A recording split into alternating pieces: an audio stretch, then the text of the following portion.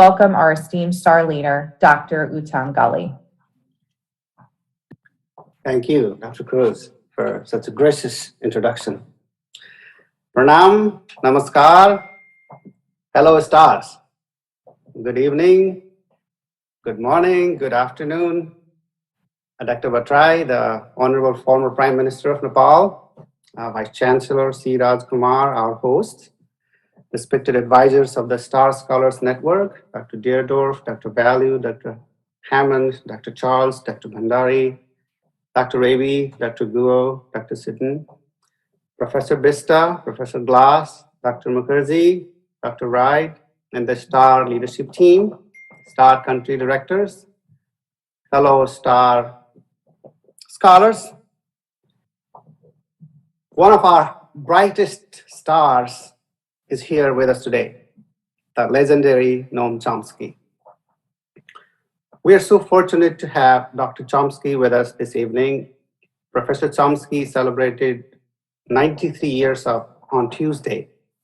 So please join us in wishing Dr. Chomsky Janam Din Mubarak, a very happy birthday and many, many happy returns of the day. During last year's keynote speaker presenting the inaugural Noam Chomsky Global Connection Awards, Dr. Chomsky alerted us to three major challenges facing the world and proposed three solutions: internationalism, solidarity, and education. Professor Chomsky has always challenged us to think big. And it was in this spirit that he agreed to the Global Connections Awards being established in his name. The Noam Chomsky Global Connections Awards recognize individuals with a deep impact on advancing global social mobility via transnational research and human connections. Ladies and gentlemen, thank you, O.P. Jindal Global University. I wish to focus on some of the challenges higher education is faced with in different geographic and educational spaces to reiterate our mission and objectives and as a global organization and to issue a call to action. I'd like to begin with a quote from Dr. Martin Luther King. Dr. King said, "We must learn to live together as brothers or perish together as fools." So I urge us to prioritize collaboration, brotherhood, sisterhood, humanhood, globalism in higher education. One of the challenges we face is linguistic. Despite the fact that English is a global language and a preferred lingua franca of e-business and higher education worldwide, dialect level differences are frequently a source of both misunderstanding and inequity in higher education. Let me elaborate using a mix of what Braj Kachru termed world Englishes. You will notice that my own remarks will employ a mix of Indian, Nepali, American, and other Englishes to demonstrate how I have attempted to navigate multiple cultures and educational settings. As a former international student who studied in India, the United Kingdom, and the United States, I have many stories to share. Allow me to share one brief story today. When I first visited India as an international student at the age of 11, I had little difficulty understanding Hindi, but the English used in the neighboring country was a little different from what I had learned back home in Nepal. An inquisitive child born and raised in Nepal, I enjoyed drawing connections between different languages, cultures, and terrains. I now realize that I was speaking in English back home, and my English gave way to Hinglish in India. I mastered English before I visited Europe. When I came to the United States, I stayed with generous host families. They often told some self-deprecating jokes to make us international students feel good. couple weeks into the semester, my friend Rashanda came to pick me up from my apartment. We were going to school, one school for observation as part of a project, and I didn't have a car then. She had offered me a ride. So during the icebreaker portion of our conversation, as we approached her car, I mentioned the Fulbright program because I had just arrived in Pittsburgh after a week-long Fulbright Gateway program at the University of Albany. Fulbright? She asked. Get out of here! I was just getting into her car when she screamed these words. Get out of here! I was stunned. I didn't understand that she was using a common American idiom. I interpreted her words literally. My ability to speak half a dozen languages did not help at all. So, should I get out of the car? I wondered, utterly confused. Is Fulbright a terrible thing? I had no clue. So, in that awkward moment, I turned to look at her face for clues. And surprisingly, I saw no animosity. Her facial expressions and gestures were those of appreciation. I quickly figured out that she didn't really mean that I should get out of her vehicle. I understood that she had merely expressed some kind of disbelief in a positive way. So at that moment, my classes in Chomskyan linguistics flooded my mind. I wondered why the deep structure of her utterance contradicted the surface structure. And I tried to reconcile this with what I had learned and the abstract grammar, how the mind contains an inherent capacity to decode and understand language. And this understanding, my friend, has a bearing on a number of fields, including the philosophy of mind and of education and higher education as a whole.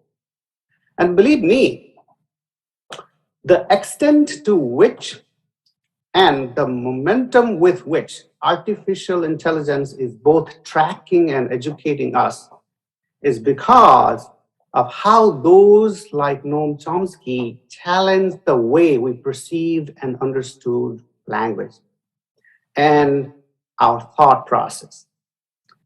Had Chomsky not challenged us with philosophical novel questions, human advancement would very likely not have come this far.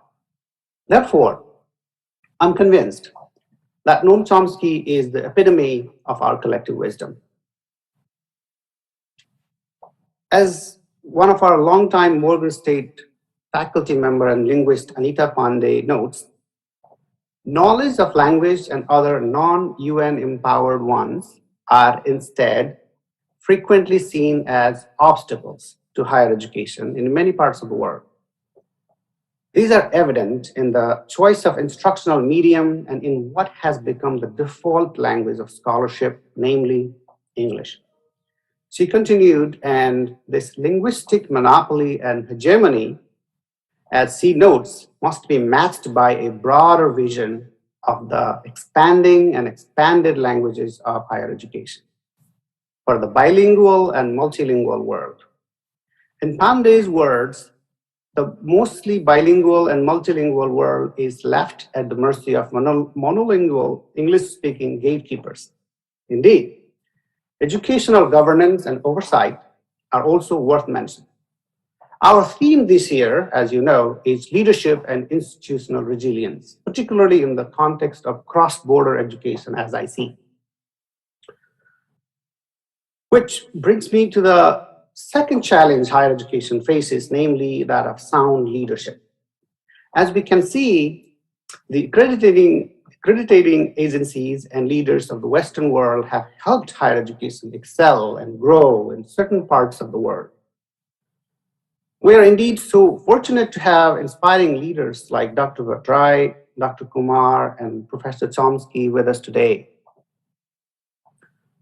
Dr. Chomsky spoke truth to the power.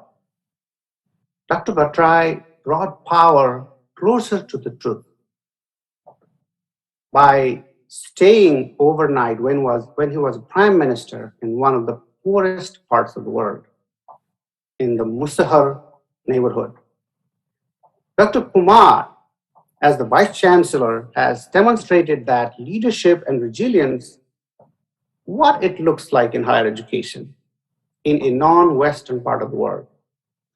Earlier this year, an article was published in the Indian Express.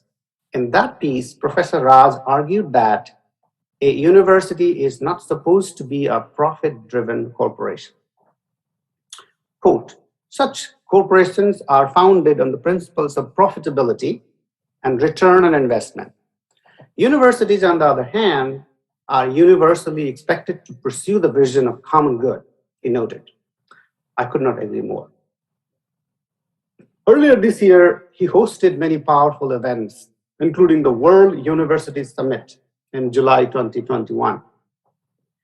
O.P. Jindal Global University's rise to prominence since its inception in 2010 is a testament to a powerful vision, a strong commitment, and persistent, strategic, and resilient drive to empower the community through higher education.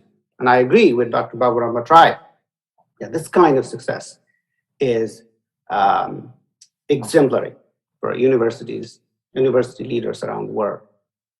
In the spirit of our star-scholared network, these leaders, as well as Dr. Kumar, are the shiny examples of university leadership and intellectual resilience.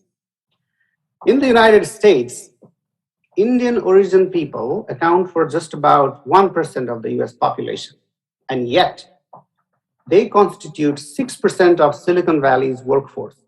Moreover, these individuals are disproportionately represented in the top brass as premier researchers, knowledge producers, and leaders. The potential of India as a disruptive force to be reckoned with in the 21st century makes higher education in India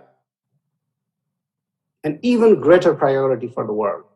And not just from a tech workforce standpoint, but also from the perspective of innovation in healthcare and more. India has inspired the world by addressing the pandemic in multiple and effective ways. Neighboring China and the rest of the world was holding its breath and watching how one of the most populous countries fared. India, as one of the largest vaccine producers, has a role to play in fighting COVID-19 and its variants, and the institutions of higher education in India with satellites outside India are the birthplaces of the next generation of innovation. The Association of Indian Universities' involvement in this conference is greatly appreciated and meaningful. I heard Dr. Mittal's remarks earlier today during the inauguration ceremony. She is committed to an extraordinary feat of leadership in educating some 37 million students to be better citizens of India and global citizens who will shape a more humane world. The enormity of the influence of her leadership for the good of the world is just immeasurable. The third challenge I wish to mention today, one of content or curriculum in higher education, which, as you will undoubtedly agree with me, is still dictated by the Western world. Leading scholars such as Professor Elspeth Jones, Professor Hans DeWitt, have been calling for decolonization of curriculum and argued for a more inclusive and less elitist approach to internationalization that is based on mutual benefit and development for entities and individuals in the developed, emerging, and developing countries. Other prominent scholars such as Professor Chris Glass, Professor Krishna Vista, Professor Lee Tran have reiterated this point multiple times, but unfortunately, the policymakers in general are far from heeding the call. I first became aware of the global agenda of higher education at the University of Pittsburgh when I found my home at Morgan State University, where the Star Scholars Network is headquartered, I realized that education of African Americans and other minorities in the United States started with leadership and advocacy from leaders like Frederick Douglass, Dr. Benjamin Quarles, and not long after, Mr. Green, one of our founding fathers at Morgan State University, who was imprisoned for being caught with a book. Imagine that. And hence were born the HBCUs and tribal universities and Hispanic serving institutions in the United States. The rest of the world also needs to focus on customizing higher education to bring about necessary local and, as Dr. J.K. Botakoma says, local challenges, local changes. Let me repeat that again, local and local change. The Star Scholars Network is one such platform through which we seek to connect the dots in order to find ways to address the challenges we face. We're interested in deepening our understanding across different areas because we know that solutions to complex problems cannot be found in academic silos. I'm proud of an organization like STAR and its role in promoting global education. We must challenge educational leaders, faculty, and students to act as role models within their institutions and their communities. How do we do that? By dedicating ourselves to the advancement of global scholarship and by moving from knowledge acquisition to innovative applications so that our global society is more thoughtful, respectful, and adventuresome in crossing national frontiers towards achievement of a healthier, collaborative, and more welcoming global environment. This beautiful vision has translated into this amazing organization consisting of scientists, scholars, researchers, practitioners, leaders who have been advancing this mission in impressive ways across the globe. Today, the Star Scholars Network spans across 115 countries with over 15,000 members across 2,353 universities and has launched over a dozen academic journals, including many issues in languages other than English. I feel incredibly honored and privileged to lead this distinguished global forum.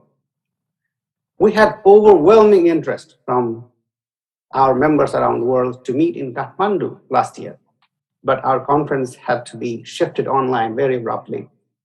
And I would like to extend my sincere thanks to Dr. Baburam Bhattarai for accepting our invitation to join us this evening to pass the torch of STAR from Nepal to India.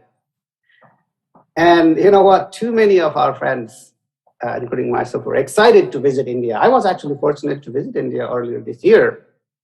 But I would like to thank Vice Chancellor Raz. Thank you, Vice Chancellor Raz, for hosting us this year in India, even though virtually. We have felt your presence. Really, it has come through the Indian grace. And by the way, our next conference will be in Mauritius. Let's hope and pray that we will be able to meet each other in person on the beautiful island nation, which is also known as the star and key of the Indian Ocean.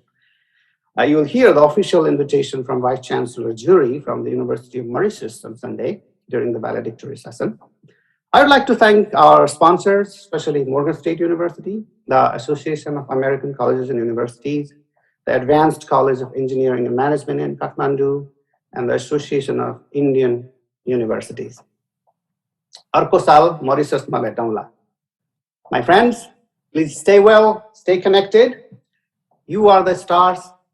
Keep shining bright.